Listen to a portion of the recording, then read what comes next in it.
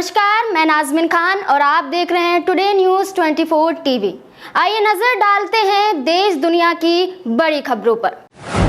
दिल्ली में आम जनता को लगा बड़ा झटका, अब गैस सिलेंडर के दामों में बड़ी छलांग। रसोई गैस सिलेंडर की कीमतों में सोमवार यानी आज से बढ़ोतरी हो गई है।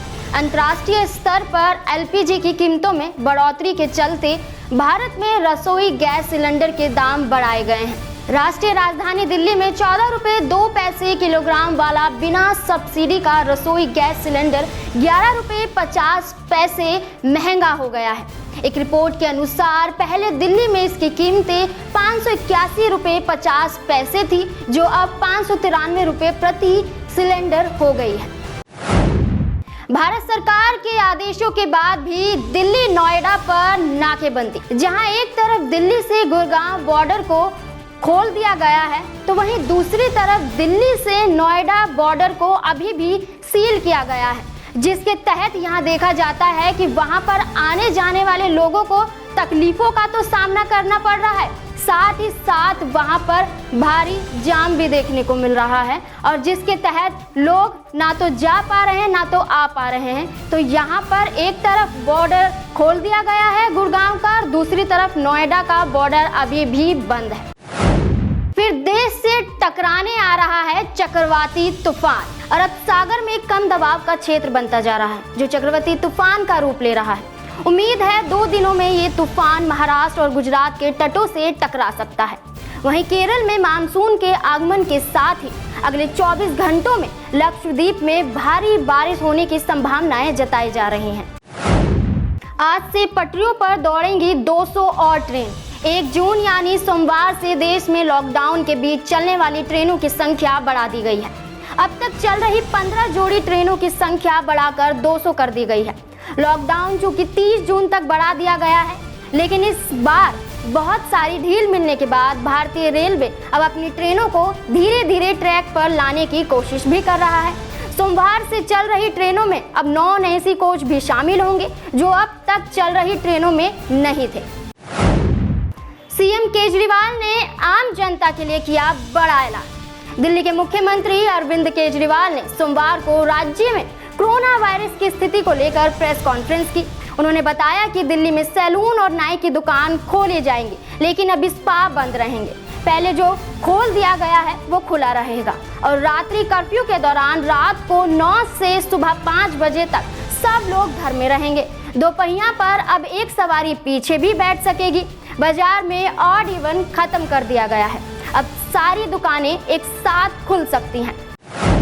आज से अनलॉक होगा देश, चाबी होगी राज्यों के हाथ। कोरोना वायरस के कारण लोग देशव्यापी लॉकडाउन के हटने का सिलसिला शुरू हो चुका है। 4 चरणों के बाद सोमवार से देश में अनलॉक के दिशा निर्देश प्रभावी हो गए हैं। केंद्रीय गृह मंत्रालय ने 30 जून तक अनलॉक 1 के लिए जारी दिशा निर्देश में गतिविधियों को आगे बढ़ाने की चाबी राज्यों के हाथों में दे दी है। कर्नाटक, राजस्थान, उत्तर प्रदेश और तेलंगाना समेत कई राज्यों ने दूसरे राज्यों में आने जाने पर लगी पाबंदी को हटा दिया है। दिल्ली के सारे बॉर्डर एक हफ्ते के लिए हुए सील। कोरोना वायरस संकट के बीच दिल्ली के मुख्यमंत्री अरविंद केजरीवाल ने सोमवार को एक बड़ा ऐलान किया। राजधानी दिल्ली के बॉर्डर को अब अगले 1 हफ्ते के लिए सील करने का फैसला लिया गया है। अरविंद केजरीवाल ने कहा है कि कोरोना वायरस के बढ़ते मामलों को देखते हुए ये फैसला लिया गया है। बता दें कि दिल्ली सीएम का ये फैसला तब आया है जब नोएडा, गाजियाबाद जैसे शहरों ने पहले ही दिल्ली से सटे बॉर्डर को बंद रखा है। अमेरिका में जॉर्ज फ्लॉयड की मौत के बाद हुआ बड़ा हंगामा। पुलिस और प्रदर्शनकारियों के बीच हुई झड़प। अमेरिका में अश्वेत शख्स जॉर्ज फ्लॉयड की मौत के बाद पिछले 6 दिनों से लगातार प्रदर्शन जारी है। रविवार को बड़ी संख्या में प्रदर्शनकारी अमेरिकी राष्ट्रपति डोनाल्ड ट्रंप के निवास व्हाइट हाउस के सामने इकट्ठा हो गए। यहाँ पुलिस और प्रदर्शनकारियों के बीच तब हिंसक झड़प हो गई जब पुलिस ने उन पर आंसू गैस के गोले दागे और फ्लैश बैंग डिवाइस का इस्तेमाल करना शुरू कर दिया। इससे व्हाइट हाउस के सामने हिंसा जैसी स्थिति पैदा हो गई। व्हाइट हाउस के सामने इकट्ठा होकर ये प्रदर्शनकारी बैनर और पोस्टर लहराकर नारे लगाते हुए भी दिखाई दिए। अमेरिका ने चीन को भारत के लिए भी बताया खतरा। भारतीय सरहद समेत दुनिया भर में चीन के आक्रामक रूप को लेकर अमेरिका ने एक बार फिर आगाह किया है। अमेरिका के विदेश मंत्री माइक पॉम्पियो ने कहा है कि चीन अपने फायदे के लिए चालें चल रहा है और पूरे इलाके के लिए खतरा पैदा कर रहा है, जैसे अभी वो भारत से लगी सीमा पर काम कर रहा है।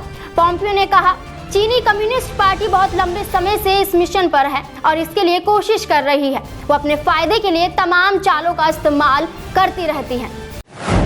कोरोना मरीजों की संख्या 1,90,000 पार। देश में कोरोना वायरस के मरीजों की संख्या लगातार बढ़ती जा रही है। पिछले 24 घंटे में कोरोना वायरस के रिकॉर्ड 8,392 नए मामले सामने आए हैं। इसके अलावा एक दिन में 230 मरीजों की मौत हुई है। स्वास्थ्य मंत्रालय द्वारा सोमवार सुबह जारी आंकड़ों के अनुसार भारत में अभी कोरोना मरीजों की संख्या 1,90,535 पहुंच चुकी है। कुल मौतें 5,394 हुई हैं। वहीं अब तक 91,819 लोग डिस्चार्ज हो चुके हैं। अभी के लिए बस इतना ही। ऐसी देश विदेश की तमाम खबरों के लिए बने रहिए टुडे न्यूज़ 24 टीवी के साथ और तुरंत हमारे चैनल को सब्सक्राइब करें, लाइक करें और ज़्यादा से ज़्यादा शेयर करें। धन्यवाद।